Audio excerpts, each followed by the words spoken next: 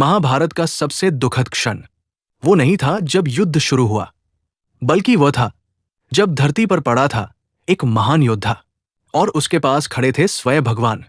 वो योद्धा था कर्ण, महाभारत का सबसे महान योद्धा। फिर भी उसकी मौत इतनी दुखद क्यों हुई? क्योंकि उसे मिले थे 3 श्राप। महानता भी कर्म से हार जाती है, भाग्य नहीं। फैसले जीवन बदलते हैं।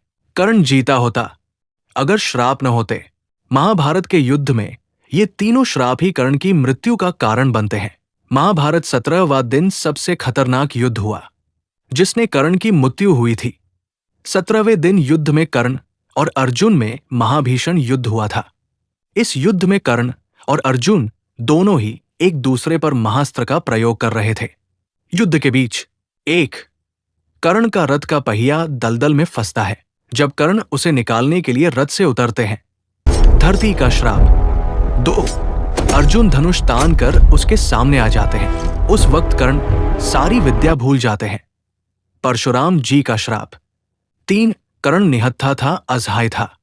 उसी असहाय अवस्था में अर्जुन ने अजनलिकास्त्र चलाकर कर्ण का वध कर दिया। ब्राह्मण का श्राप। सवाल ये कि क्या कर्ण गलत था? नहीं, वो महान था पर उसके निर्णय गलत थे। उसने अधर्म का साथ दिया, दुर्योधन के पक्ष में खड़ा रहा।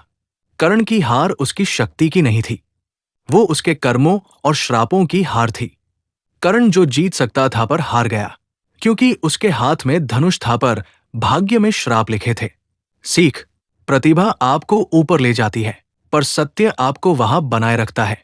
कर्म कभी पीछा नहीं छोड़ते, चाहे आप कर्ण जैसे महान क्यों न हो।